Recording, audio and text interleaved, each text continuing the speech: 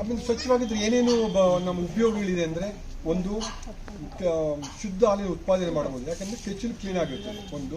ಎರಡನೇದು ಮೊಣಕಾಲುಗಳ ಮೇಲೆ ಅದು ಊತ ಬರ್ತಕ್ಕಂಥದ್ದು ಅದು ಕಡಿಮೆ ಆಗುತ್ತೆ.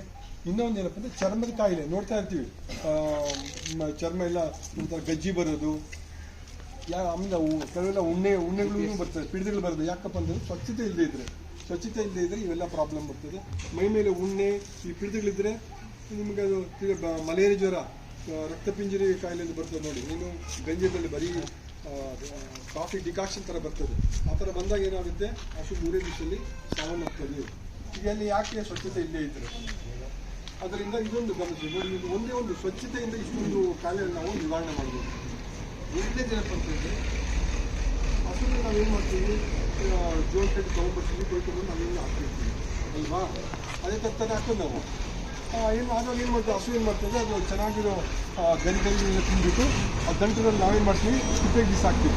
ಸೊ ಹಸು ಏನು ಮಾಡ್ತದೆ, ಬರೀ ಅದು ಕಸ ಗರಿಗರಿಗಳು ಏನೂ ಇದಿಲ್ಲ, ಕಸ ತಿನ್ನುತ್ತೆ, ಕಸ ಇರ್ತದೆ, ತಿಪ್ಪೆಗೆ ಬಿಸಾಕ್ತಿರ್ತದೆ. ಸೊ ಅದನ್ನು ಏನಪ್ಪ ಅಂತಂದರೆ ಮೇವು ಕತ್ತರಿಸೋ ಯಂತ್ರನ ಉಪಯೋಗಿಸ್ತಕ್ಕಂಥದ್ದು. ಮೇವು ಕತ್ತರಿಸೋ ಯಂತ್ರದಲ್ಲಿ ಏನಾಗುತ್ತೆ, 1 ಇಂಚು 1.5 ಇಂಚು ಕಟ್ ಮಾಡಿದಾಗ ಏನಾಗುತ್ತೆ, ಹಸು ಚೆನ್ನಾಗಿ ತಿಂತದೆ, ಚೆನ್ನಾಗಿ ಜೀರ್ಣ ಆಗ್ತದೆ, ಒಳ್ಳೆ ಹಾಲು ಉತ್ಪಾದನೆ ಆಗ್ತದೆ. ಮೇನು ನಷ್ಟ ತಪ್ಪುತ್ತೆ. ಯಾಕಂದರೆ ನೀವು ಜೋಳ ಕಟ್ಟು ಹಂಗೆ ಕೊಯ್ಕೊಂಡ್ಬಂದಾಗ ಏನಾಗುತ್ತೆ, ಗರಿಗಳು ತಿನ್ನಾಗುತ್ತೆ, ದೊಡ್ಡ ಬಿಸಾಕ್ಬಿಡ್ತದೆ. ಸೊ ನಷ್ಟ ಆಗೋಯ್ತು. ಸೊ ಈ ಥರ ನೀವು ಬೇವು ಕತ್ತರಿಸೋ ಯಂತ್ರದ ಉಪಯೋಗಿಸೋದ್ರಿಂದ ಮೇವಿನ ನಷ್ಟ ತಪ್ಪಿಸ್ಬೋದು, ಅದು ಉತ್ಪಾದನೆ ಜಾಸ್ತಿ ಆಗುತ್ತೆ. ಸೊ ಇದು ಉಪಯೋಗಗಳು. ಮುಂದುವರೆದೇನಪ್ಪ ಅಂದರೆ ನೆಕ್ಸ್ಟು ಹಾಲಿನ ಯಂತ್ರಗಳನ್ನು ಬಳಸ್ತಕ್ಕಂಥದ್ದು. ನಾನು ಪದೇ ಒಂದು ರೈತರ ಮನೆಗೆ ಹೋಗ್ತಾ ಇದ್ದಾಗ ಅವ್ರಿಗೆ ಯಾವಾಗಲೂ ಕೆಚ್ಚಲು ಬಾವು ಆಗ್ತಾಯಿತ್ತು.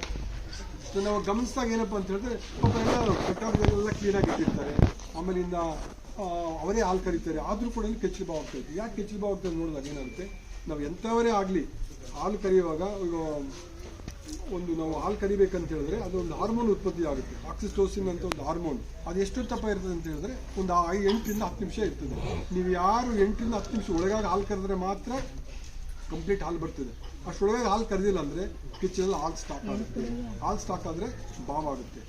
ಅದರಿಂದ ಈ ಹಾಲು ಕರೆಯುವ ಯಂತ್ರ ಉಪಯೋಗಿಸಿದ್ರೆ ಏನಂತಂದರೆ ಎಲ್ಲ ಹಾಲು ಏನು ನಮ್ಮ ನಿಗದಿತ ಅವಧಿ ಇದ್ದ ಟೈಮಲ್ಲಿ 5 ನಿಮಿಷದಲ್ಲಿ ಎಲ್ಲ ಹಾಲೆಲ್ಲ ಕರೆದಾಗ್ಬಿಡ್ತದೆ. ಸೊ ಹಾಲು ಸ್ಟಾಕ್ ಇಲ್ಲ ಅಂತ ಹೇಳಿದ್ರೆ ಕೆಚ್ಚಲು ಬಾವು ಬರೋದಿಲ್ಲ.